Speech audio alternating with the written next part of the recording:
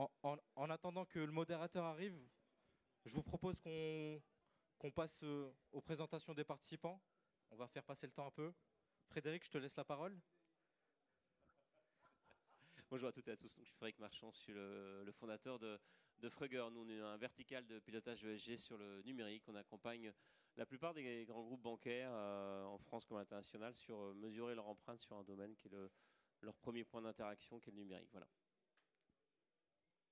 Merci, bonjour à tous. Grégory Lebourg, je suis directeur environnement d'OVH Cloud.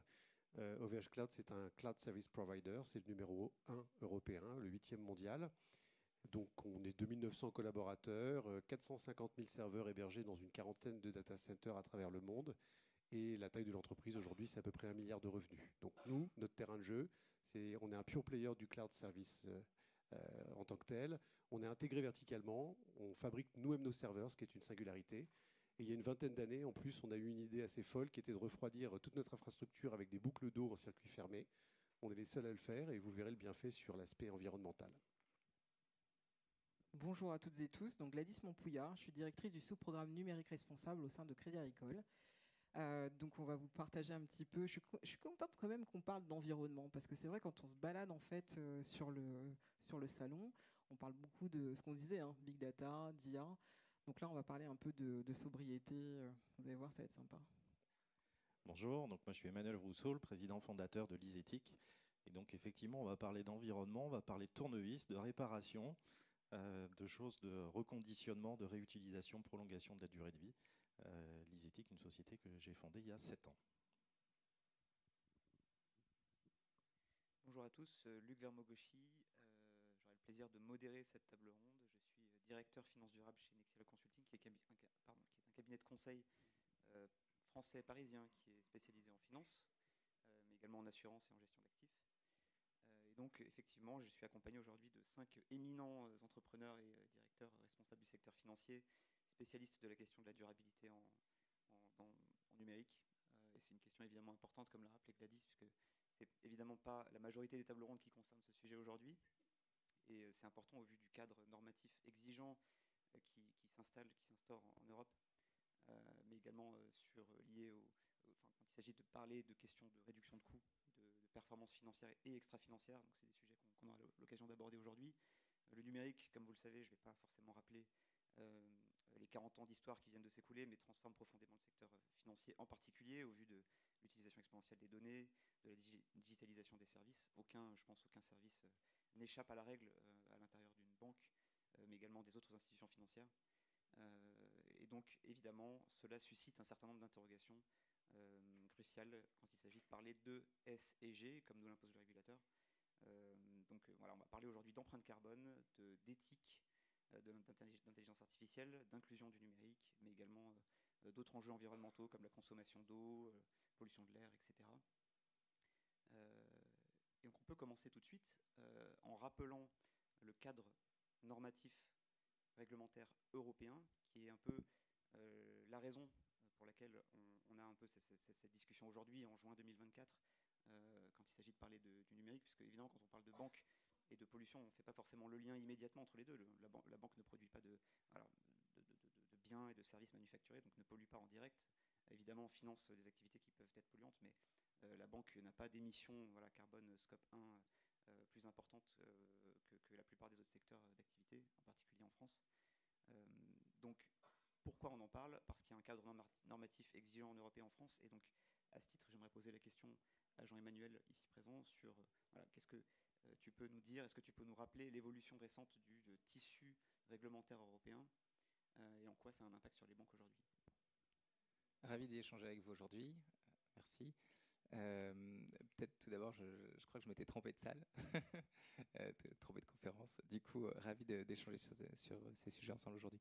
Pour me présenter rapidement, parce que du coup, j'ai pas eu l'occasion de me présenter, donc Jean-Emmanuel Chalin-Belval, je suis CEO de Greenscope. Greenscope, c'est une solution qui permet de faire le reporting des solutions des grandes entreprises, le reporting ESG des fonds d'investissement et des grandes banques. Voilà, donc on intervient avec différents acteurs, hein, par exemple la Société Générale, la BNPP, la Banque des Territoires, la Banque Postale, voilà, d'autres, groupe Natixis.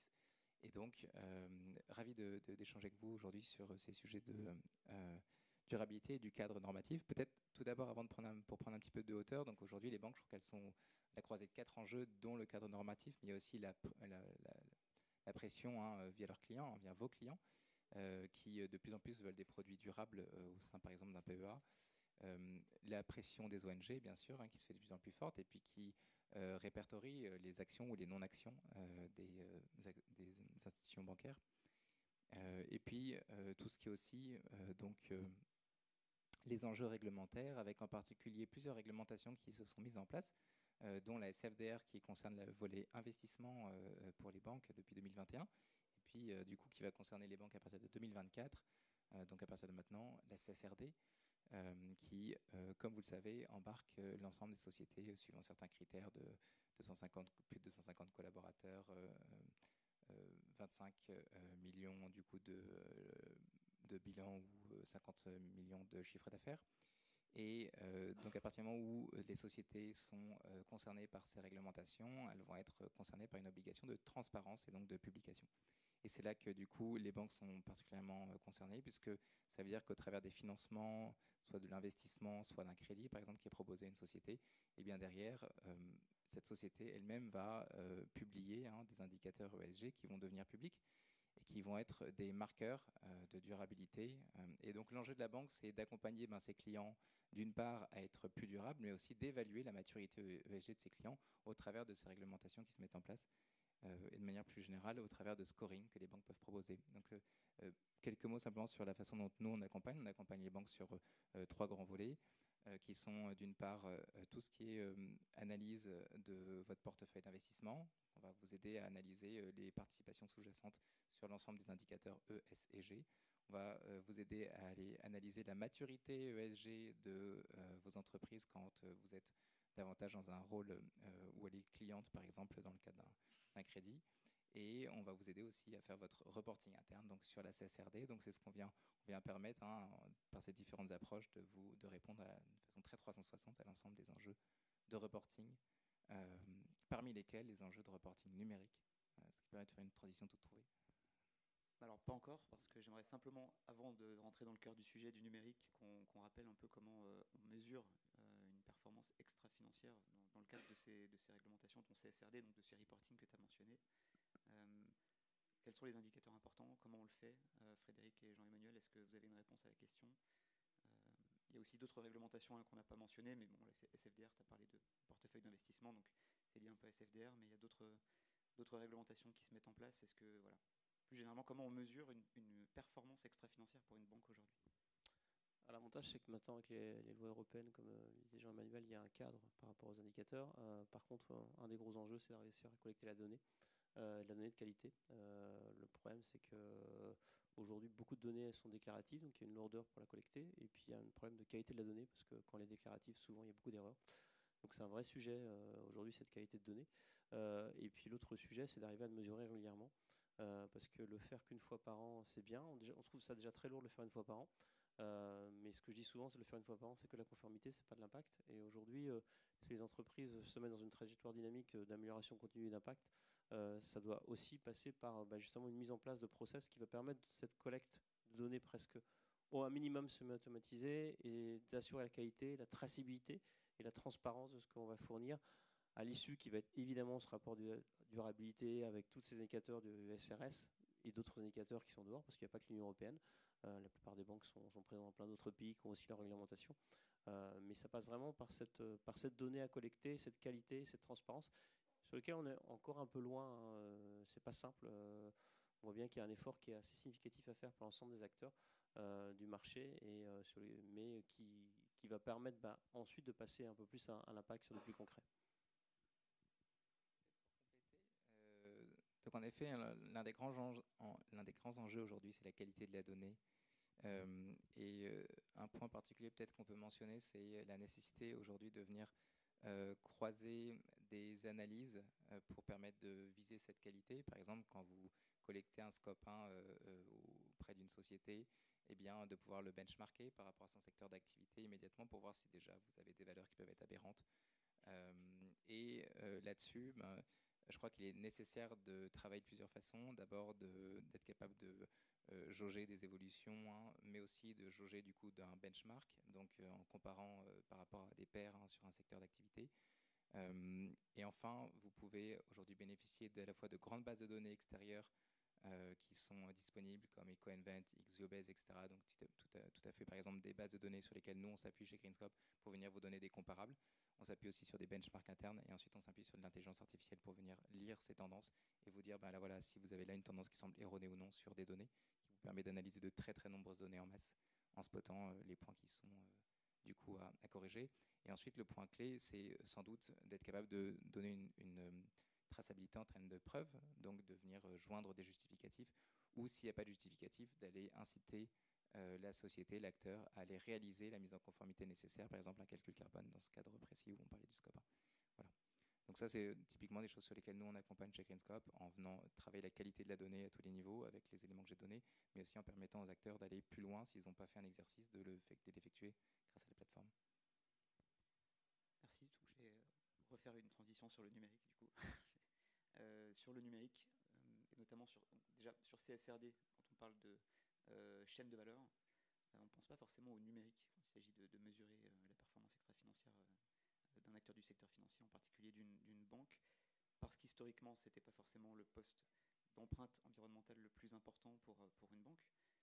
Aujourd'hui, ça le devient. Est-ce que vous pouvez rappeler, Grégory et Emmanuel, le cheminement historique, en quoi ces dernières années, l'empreinte environnementale du numérique a augmenté au sein des institutions financières?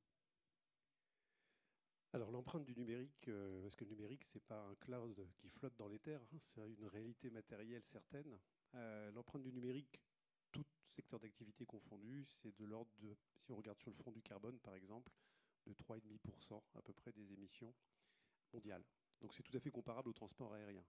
Il est clair que le secteur bancaire, qui est ultra digitalisé, doit avoir des ratios bien supérieurs à ça et en croissance. Et notamment avec l'avènement de l'intelligence artificielle et tous les besoins en calcul intensif, ces chiffres ne peuvent faire qu'augmenter de manière exponentielle. Derrière cette réalité du carbone se cachent aussi d'autres choses, puisque l'empreinte environnementale, elle est multifactorielle par essence. On parle beaucoup effectivement des émissions de gaz à effet de serre, le fameux bilan carbone, parce qu'il y a une urgence par rapport au réchauffement climatique. Mais derrière ça, il y a aussi l'usage extensif de l'eau. Notamment, les data centers sont refroidis avec de l'eau en bout de chaîne. Mais il y a aussi l'usage de l'eau en amont pour extraire toutes les ressources abiotiques, les minerais du sol, pour pouvoir faire des semi-conducteurs, pour pouvoir faire des serveurs, pour pouvoir faire des calculs, pour faire des services.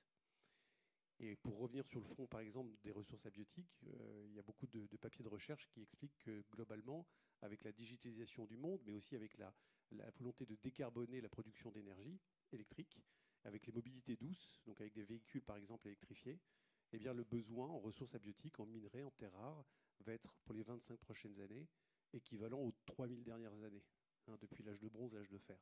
C'est ça la matérialité en fait. Et les banques n'échappent pas à ça, même si elles sont acteurs de service. Donc c'est hyper important que les banques se posent cette question aujourd'hui de comment elles vont réduire leur impact environnemental.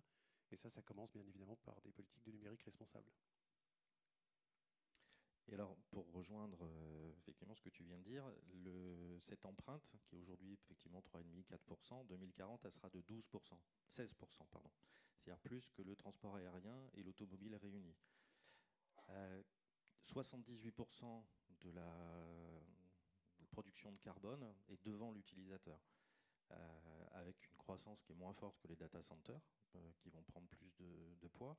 Mais il faut bien se rendre compte que le travail qu'on peut faire immédiatement, et c'est notre travail à nous, hein, c'est de vider les placards, de reprendre les PC qu'on appelle les au cas où.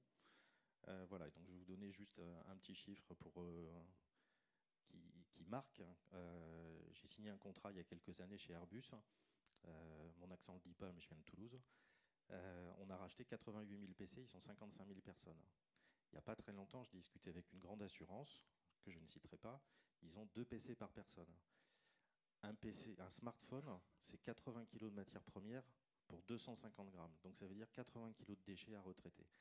Donc le premier impact qu'on peut avoir est très rapide, sur lequel il y a un ROI immédiat.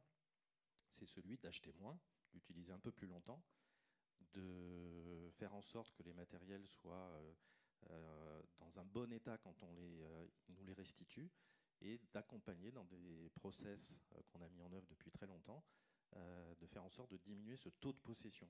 Et ça a un impact direct en euros, en poids carbone. Je vais vous donner un deuxième chiffre chez un client qui a 25 000 personnes. On gère 15 000 smartphones, 15 000 PC. Depuis qu'on travaille avec lui, on achète 1 000 de moins par an, 1 million d'euros d'économie, 300 tonnes de CO2 en moins. Il n'a rien changé pour ses utilisateurs. On a juste changé les process internes. Voilà. Merci Emmanuel, merci Grégory. Est-ce qu'il y a d'autres indicateurs on a parlé donc de taux de possession, on parle d'empreinte carbone. Est-ce qu'il y a d'autres indicateurs? La question elle s'adresse à Frédéric et Jean-Emmanuel à nouveau. Quand il s'agit de mesurer encore une fois cette empreinte du numérique et plus généralement d'autres axes de développement, d'autres leviers de réduction, de décarbonation du numérique. Déjà, on parle beaucoup d'environnement, ce qui est très bien, mais on ne parle pas du social. Le numérique, il a une empreinte sociale, il exclut autant qu'il réunit.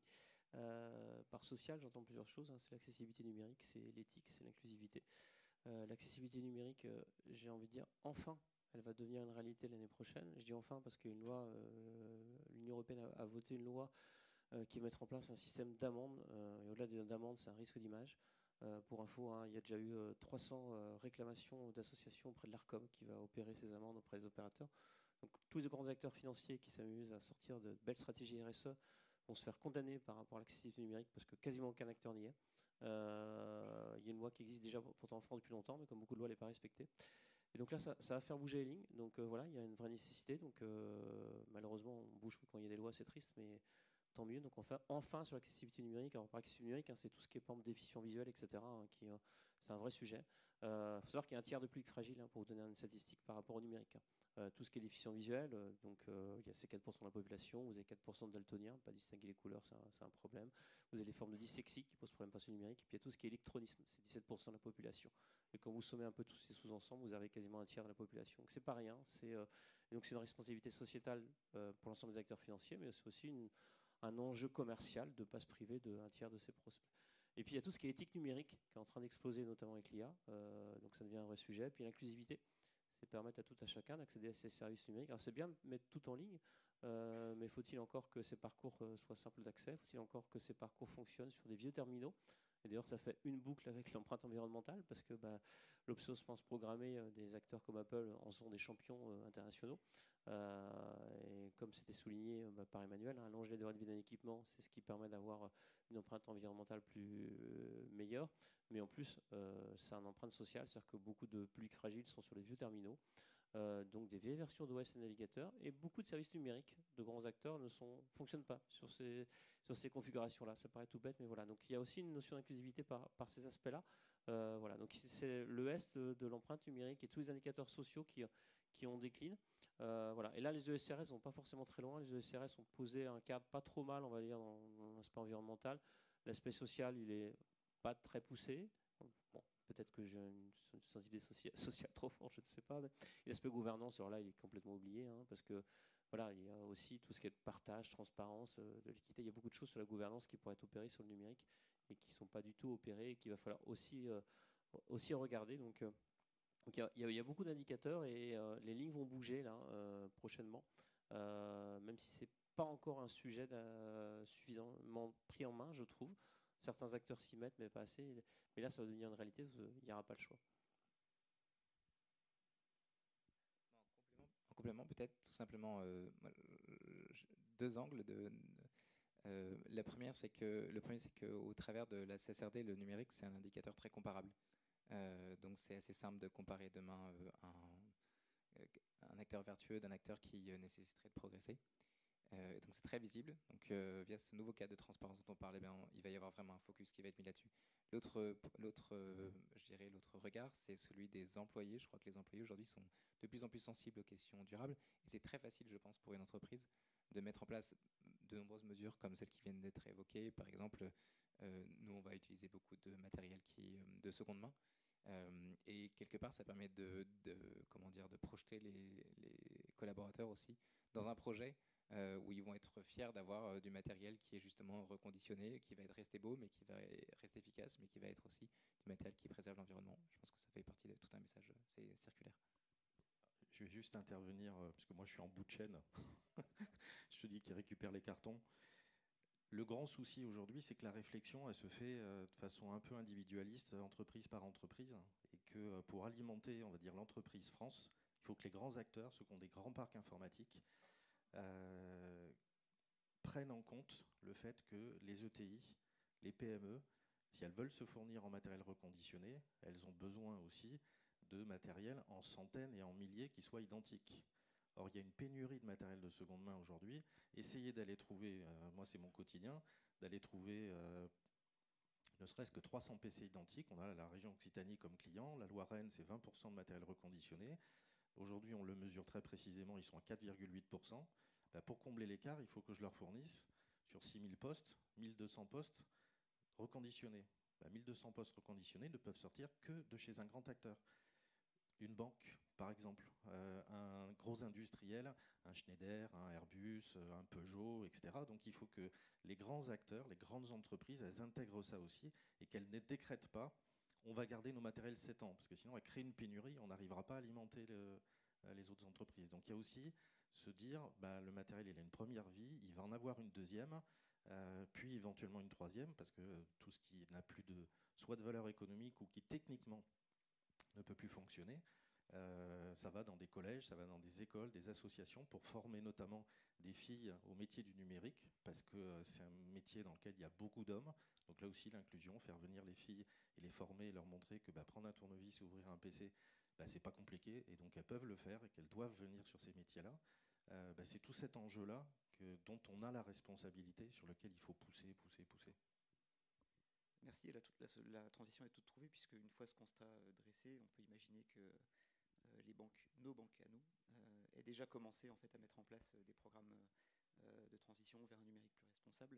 Et donc la question, logiquement, s'adresse à Gladys, qui représente le secteur bancaire aujourd'hui. Alors effectivement, dans le groupe Crédit Agricole, on a lancé le sous-programme numérique responsable en 2022. Donc ça s'inscrit dans un cadre beaucoup plus large, un programme qui s'appelle IT 2025, qui finalement est là pour accompagner la transformation digitale souhaitée par le groupe Crédit Agricole dans le cadre d'Ambition 2025. Alors c'est intéressant parce que du coup, on va parler de nos technologies, donc on va parler de data, d'IA, de cloud, de mainframe. On va parler aussi de renforcer nos fondations, donc là on va parler de sécurité, on va parler de compétences, on va parler d'assets communs et également nos pratiques. Donc ce que je n'ai pas dit, c'est qu'on est un groupe décentralisé, donc on va travailler sur notre dépense, parce que comme on est décentralisé, on ne voit pas tout. On va travailler aussi sur nos pratiques, notamment l'agile et comment créer en fait un centre agile. Et vient le petit nouveau qui est le numérique responsable. Donc, dans le cadre du numérique responsable, on est aujourd'hui en train de travailler à aller plus loin en fait, que le programme et ancrer le numérique responsable au sein du groupe. On est en train de travailler notre stratégie, donc on couvre 6 axes. Donc, il y a la partie environnement et sobriété. Assez naturellement, on est sous le couvert à la fois de la direction informatique, mais aussi de la direction de l'engagement sociétal. Donc on essaie de raccrocher en fin de compte les ambitions que souhaite le groupe en matière environnementale. Donc il y a 3 piliers en fait dans le projet sociétal. Un premier pilier sur le carbone, comment on contribue à la neutralité à 2050. On a signé la net banking, la net zéro. Merci, j'avais un trou. Il y a la partie aussi sociale. Donc ça, c'est important. Tu parlais en fin de compte, Frédéric, d'inclusion. Oui, ça fait partie aussi de la stratégie, même si on aimerait que ça soit un peu plus dynamique. Et on s'appelle Crédit Agricole, l'agri, l'agro, c'est assez naturel. Dans le cadre en fait, du programme numérique responsable, on va parler aussi de numérique de confiance. On va parler de diversité et d'inclusion. On va parler aussi de souveraineté, parce que c'est ce qui est porté aussi au niveau européen, et d'avoir cette autonomie en fait, technologique et aussi économique. On va parler de qualité de vie au travail. Donc ça, dans le cadre du projet sociétal, c'est ce qu'on appelle la flexibilité.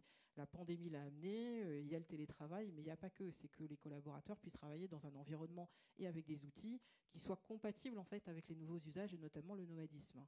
Et après, on a notre socle, qui est l'acculturation et la formation. Parce que ce que j'entendais, c'est, bah oui, effectivement, on veut travailler sur des matériels reconditionnés, mais il faut l'amener aussi au collaborateur qui a été, en plus dans la banque, peut-être un peu gâté, avec des outils qui sont update, et lui dire, bah, tu vas garder ton PC 2 ans de plus, il faut le travailler, c'est de la conduite du changement aussi. Merci. D'autres exemples, Grégory? Oui, alors comme je le disais, on est un acteur intégré verticalement, c'est-à-dire qu'on contrôle toute la chaîne de valeur. Et typiquement, nous, ce que l'on fait, c'est exactement ce que vous essayez de faire d'un point de vue des terminaux. C'est que, par exemple, nous, quand on manufacture un serveur, il a une première vie, il part en data center, et puis il va avoir une vie commerciale classique sous la bannière OVH Cloud de 2, 3, 4 ans. Et ce même matériel, on va lui prolonger sa durée de vie in situ en le dégradant dans des offres que l'on appelle EcoRange. C'est-à-dire que ce n'est plus des plateformes finalement qui sont de dernière génération, mais elles fonctionnent très bien. Et on va avoir cette cascade, ce waterfall d'offres avec, par exemple, les emblématiques Soyuz Start et Kim Sufi, qui sont deux offres effectivement de deuxième et de troisième vie du matériel. Et on ne s'arrête pas là. C'est-à-dire qu'une fois que cette plateforme, elle a fait ses 9 ans en data center typiquement, eh bien, puisqu'on a des usines qui fabriquent les serveurs, on renvoie ce matériel dans nos usines et là, on va les désosser intégralement. Donc, on fait le travail que toi, tu fais avec les terminaux et on teste 100% des composants. Et là, effectivement, on peut mettre en place une chaîne logistique inversée puisque si les composants ont été testés de manière positive et s'ils ont un intérêt pour refaire du matériel neuf avec des composants qui ont déjà une vie, on les remet en stock tel quel. Et ça s'objective et on le mettra dans notre CSRD par ce qu'on appelle le taux de réemploi de composants. Et pour donner un chiffre, l'an dernier, il était de 36%. Donc là, on agit sur le front du carbone, bien évidemment, mais on agit aussi sur le front de la préservation des ressources abiotiques. Le deuxième axe aussi, c'est de se dire, bon, le numérique, il augmente, il y a besoin d'énergie, c'est un fait. Travaillons sur l'efficacité énergétique des systèmes. Et là aussi, il y a tout un champ, en fait, industriel à développer. Donc nous, on a fait ce pari un peu fou, il y a une vingtaine d'années, de refroidir les serveurs à l'eau, ce qui est diablement efficace d'un point de vue en boucle fermée, j'insiste, ce qui est diablement efficace en termes d'efficacité énergétique. Et de toute façon, on voit bien que la filière numérique, elle est en train de prendre ce chemin-là. Pourquoi ? Parce qu'on n'a plus le choix. On ne peut plus refroidir à l'air parce que les baies sont de plus en plus énergivores. On a une densité énergétique par mètre carré dans les data centers qui explose. Il faut donc trouver des parades physiques. Et la thermodynamique fait que l'eau est un meilleur conducteur que l'air. Tout le monde le sait. Eh bien, on va donc embarquer collectivement cette route-là. Et bien sûr, ça ne se voit pas. Vous, utilisateurs finaux, vous ne le voyez pas. Mais ça participe quand même à mitiguer énormément l'impact environnemental. Et on le fait savoir auprès des clients bancaires qui sont extrêmement pointus sur ces sujets-là.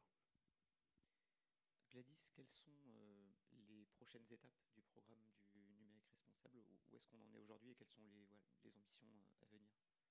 Alors, où est-ce qu'on en est aujourd'hui? Il y a plusieurs étages en fait dans la fusée. Déjà, on a mis en place une gouvernance. La gouvernance, c'était le préalable parce que on a beaucoup de comités en fait dans les groupes bancaires, mais vous passez en 20 minutes. Donc l'idée, c'était d'avoir un comité stratégique numérique responsable dédié, où on a nos dirigeants, on a nos DSI, on a les achats, et on parle que de numérique responsable. On va parler de stratégie, on va parler de projets, et toutes les ambitions en fait, qui vont nous amener en fin de compte sur une durée de 3 à 5 ans. On a aussi une Design Authority. Donc ça, c'est la nouveauté qui est apparue il y a 2 ans maintenant. Il y a 7 Design Authority au sein du groupe Crédit Agricole, dont le numérique responsable. Donc ça, c'est important parce que du coup, on a un groupe d'experts que l'on réunit quasi mensuellement et on va partager en fait sur les sujets, que ce soit de l'éco-conception, que ce soit de l'accessibilité, de formation aussi, parce que c'est aussi des choses importantes, et aussi d'achat, parce que on achète beaucoup, et du coup, faut prendre en compte en fait tous ces aspects quand on fait cette démarche. Donc ça, pour moi, c'était aussi un pilier, et on a aussi un comité de pilotage où là, l'objet, c'est de partager en fait avec l'ensemble des 140 entités du groupe, même si elles ne sont pas toutes représentées, mais on a notre quorum, on a notre 20-80, pour finalement faire remonter les innovations ou les projets en fait qui sont d'importance et que l'on pourrait porter au niveau du groupe. Donc ça, pour nous, c'était en fin de compte notre fondation. On a parlé qu'il y avait en fin de compte 11 sous-programmes. Il y a un programme qui s'appelle Compétences, avec lequel on travaille beaucoup avec Fabien, justement, qui ont lancé en fait ce qu'on appelle la Digit Academy. Donc la Digit Academy, c'est une plateforme d'apprentissage dans laquelle vous avez parlé de forcément d'IA, d'agile, mais aussi de numérique responsable. Donc on a une communauté où tout à chacun peut venir poster en fait du contenu pour favoriser les échanges et puis pour favoriser aussi la montée en compétences. Et on a une partie en fin de compte où on essaie de travailler du contenu de sensibilisation et de formation. Donc ça, pour moi, c'était des choses qui étaient importantes. Après, ce que l'on a lancé en fin de compte, quand on a lancé le programme, c'est de travailler en fait un bilan carbone. Donc il avait deux vertus. Outre le fait de savoir où on était et d'aller jusqu'à déterminer des trajectoires et des objectifs, on est beaucoup d'entités. Donc en fait, la ligne métier système d'information, c'est 22 000 personnes, donc c'est pas rien. On travaille en horizontal, mais aussi en vertical. On a nos data centers, même si on travaille aussi avec des cloud providers. On a une DSI étendue au Portugal. On a une structure de conseil. Donc vous voyez qu'on a une diversité en fait de métiers qui sont représentés. Donc l'idée, c'était d'embarquer en fait tout ce monde-là dans ce dispositif parce que l'IT était un petit peu le parent pauvre en fait et abandonné de toutes ces questions déjà à l'époque de la DPEF, des bilans carbone, et c'est de leur faire prendre conscience que les cocos, quand vous remontez en fin de compte les données, ça a un impact en fait sur votre entité. Et ça va vous permettre d'être plus fin et surtout de dégager en fin de compte des axes de progrès. Donc ça, pour nous, c'était le préalable et quelque chose d'important parce que c'était aussi de remettre les DSI face en fin de compte à les confronter en fait à ce sujet et qu'ils l'embrassent en fin de compte comme étant un sujet à part entière. Donc pour moi, ça c'était aussi un sujet d'importance. On a travaillé aussi avec la RH handicap. Donc nous, on a deux RH handicap. On en a une côté caisse régionale et côté monde de Crédit Agricole SA et de ses filiales. Et là, c'est de travailler en fin de compte tous ces aspects en fait d'inclusion. Donc pour nous, c'était quelque chose d'important, comme l'a dit Frédéric. C'est quelque chose qui s'accélère. C'est-à-dire que l'année dernière, quand on a lancé en fin de compte les journées environnementales, donc portées par la direction engagement sociétal, l'idée c'est de dire on a beaucoup travaillé le E, un petit peu le G, je reconnais ce que tu dis, mais un peu quand même. Mais il faut travailler le S. Donc le S, c'est toute la partie sociétale. Donc nous, ça nous allait très bien, parce que quand on a lancé en fait le programme, on avait en fait un groupe de travail sur l'accessibilité, avec des éclaireurs et des éclaireuses, parce que ça, c'est un petit peu notre particularité de mettre en lumière des collaborateurs qui travaillaient un petit peu dans l'ombre sur ces sujets et qui nous accompagnent, parce qu'ils avaient en fin de compte, outre la compétence et leur background, arrivé en fin de compte avec des choses qui avaient déjà été faites. Donc voilà un petit peu le panorama de ce que l'on fait. On a aussi deux entreprises de services numériques, donc côté caisse régionale avec Crédit Agricole Technologies et Services et Cagip sur la partie production. Ces deux entités, donc CATS est labellisé niveau 2 en fin de compte sur le numérique responsable. Cagip est en cours et devrait obtenir également cette labellisation. On a des entités aussi, et là pour le coup des entités métiers, ça je tiens à le dire, qui commencent à signer en fait des chartes numériques responsables. Donc c'est pas rien, parce que pour nous dans le groupe Crédit Agricole, et avec Fabien on a essayé d'en signer une au niveau du groupe, c'est pas simple, parce que ça veut dire que pour le groupe, quand on signe quelque chose, c'est qu'on s'engage derrière. Et pour les DSI, c'était déjà de bien comprendre ce que ça allait apporter, en fait, ce que ça allait impliquer aussi le numérique responsable, mais on a des entités métiers qui se lancent en fait dans cette dynamique-là. Et après, on a des vrais projets. On va parler de budget carbone en fait chez CATS. On va parler de DICP-NR. Donc ça, alors c'est vrai, on en discutait tout à l'heure, c'est particulier, mais vous êtes des banques, où vous travaillez avec les banques et vous savez que les banques elles travaillent par le risque. Pour nous, c'est vrai que ce n'était pas forcément ce que l'on met en avant parce qu'on essaie de trouver quelque chose de positif en fait au numérique responsable et à tous ces enjeux. Mais pour moi, c'était une bonne nouvelle parce que ça voulait dire que ça montait en visibilité et derrière, on allait pouvoir en fait enclencher la 5e et pousser en fin de compte les wagons. On a aussi un SI au niveau de Cagip qui nous permet d'évaluer en fin de compte l'empreinte environnementale de tous nos assets, mais aussi des services qu'ils délivrent en fait pour leurs clients. Donc c'est Greenpact. Ils ont posté sur LinkedIn, si vous voulez aller sur le site de Cagip, vous verrez et vous en saurez un peu plus. Merci beaucoup, passionnant. Tu as répondu à beaucoup de questions que j'avais en stock. Et j'aimerais rebondir sur certaines d'entre elles, par exemple la difficulté de convaincre les parties prenantes en interne, alors pas forcément en interne, mais aussi, et la question elle s'adresse aux autres, à vos clients, comment s'orientent les discussions quand on essaie de convaincre est-ce qu'on parle de réduction des coûts, est-ce qu'on parle de ROI, ou est-ce qu'on parle simplement de durabilité parce que c'est un objectif en soi Je vais peut-être commencer, puis après je te passerai. Alors nous, la chance qu'on a eue, c'est qu'on a eu un programme avec 2 sponsors, avec Jean-Paul Mazoyer, qui est le DGA sur la partie du pôle technologie digitale, et Eric Campos sur la partie direction de l'engagement sociétal. Et ça, c'est important parce que quand vous avez des sponsors, ça aide, mais ça ne fait pas tout.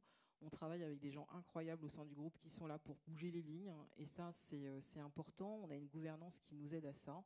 C'est pas simple.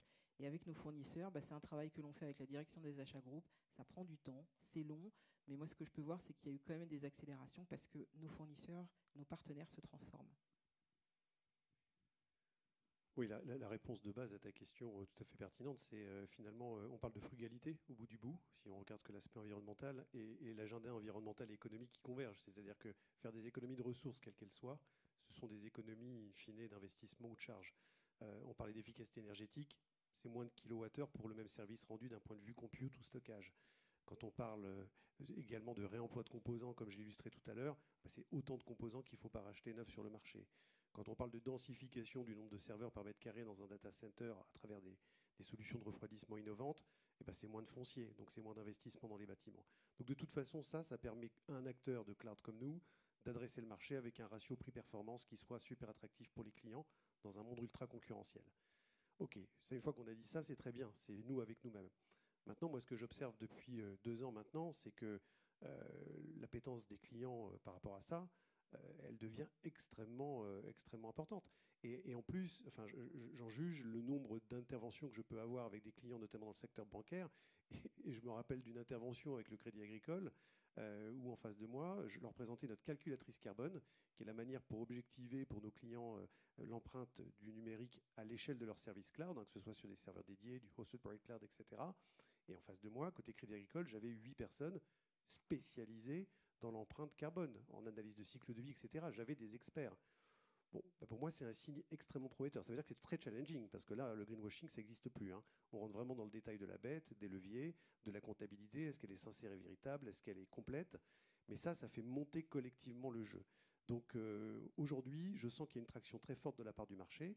Et après, en termes, encore une fois, d'organisation interne, aujourd'hui, une entreprise, et OVH Cloud ne déroge pas à cette règle, ne peut pas avoir de positionnement ESG au sens large, et encore moins environnemental. Ça fait partie des positionnements stratégiques. Alors, je vais mettre un pavé dans la mare, mais en fait, aujourd'hui, nos clients qui sont passés à l'échelle, ils sont passés que pour une raison, le ROI économique. C'est triste à dire, mais c'est pas pour des raisons vertueuses. Enfin, j'ai un client qui est passé pour des raisons vertueuses, mais il vous surprendra pas, c'est l'ADEME. Voilà. Lui, il n'est pas passé pour des raisons économiques, il est vraiment passé, il a une vraie volonté, et puis c'est le plus poussé sur ce sujet-là. Mais les autres, c'est que pour des raisons économiques. Ils vont chercher le ROI. Alors, dans un premier temps, ils commencent à poser leur bilan GES IT. Il faut savoir si vous faites votre bilan GES global, que façon française, bilan carbone ou le GHG protocole, l'IT n'est pas une famille. Donc vous ne le connaîtrez pas, votre empreinte numérique. Donc souvent, vous allez passer par un bilan GES IT qui permet de poser la trajectoire. Mais ça ne vous donne pas des ROI, ça pose une trajectoire, ce qui est nécessaire. Souvent, la seconde étape, c'est qu'ils vont s'attaquer au data center, cloud on-premise. Et là, ils vont commencer à avoir des premiers ROI, parce qu'avec des démarches fines GreenOps, désolé pour l'acronyme un peu affreux, mais vous allez pouvoir optimiser en fait l'usage de vos ressources. Il y a plein de façons de faire. Vous vous rendez compte que vous avez plein de machines que vous utilisez pour rien, qui pourraient être éteintes la nuit, etc. Enfin, il y a plein d'actions, de recommandations qui sont activables et qui vont permettre de diminuer vos facteurs cloud. Ça n'arrange pas tout le monde, mais mais voilà. Mais ça, c'est une réalité. Il y a un vrai ROI à avoir et qui peut être significatif, parce que la facture cloud pour la plupart des acteurs financiers, elle explose parce qu'on met du numérique partout, plus de données. Ensuite, on passe souvent à une étape suivante, c'est l'éco-conception. Je diffuse l'éco-conception en fait, dans l'ensemble de mes applicatifs.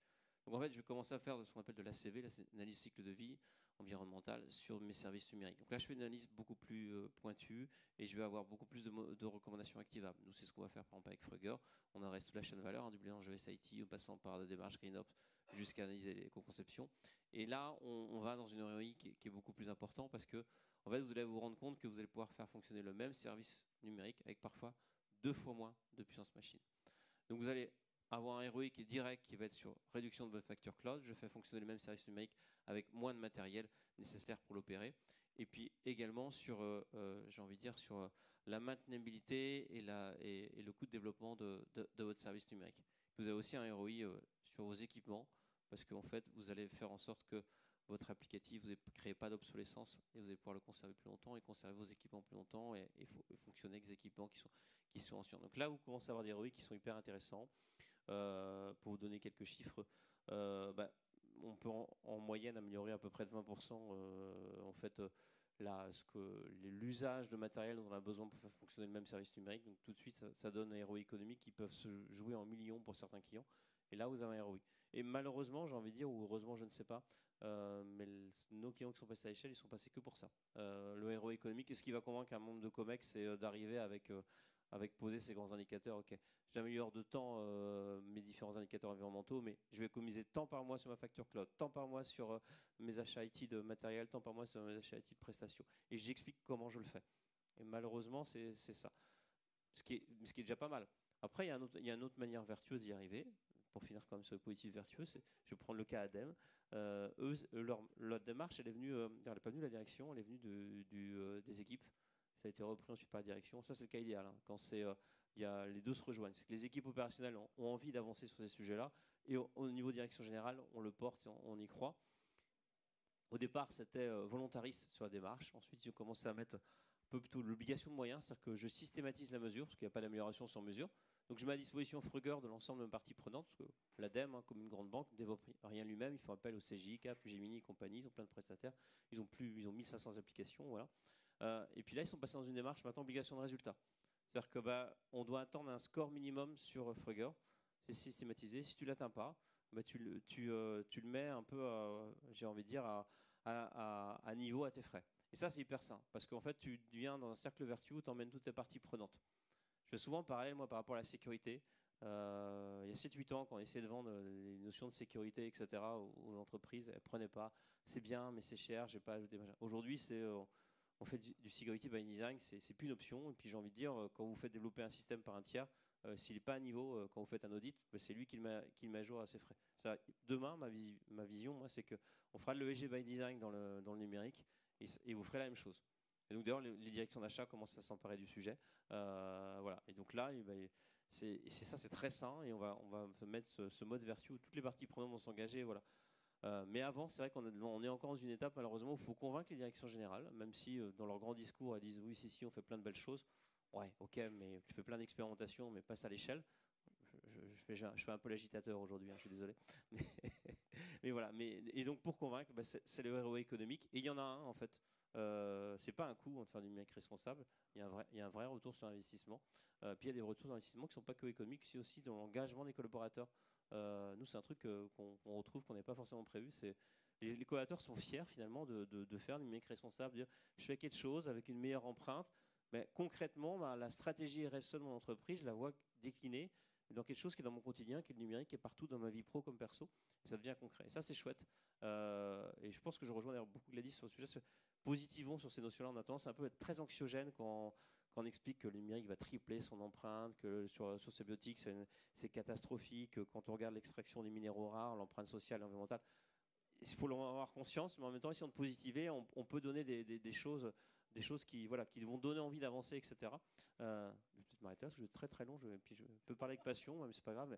Mais en tout cas, voilà, c'est allez voir vos directions, montrer des business case ROI, ils existent, et convaincez-le de passer à l'échelle. Et il y a un vrai ROI, vous allez voir, c'est génial.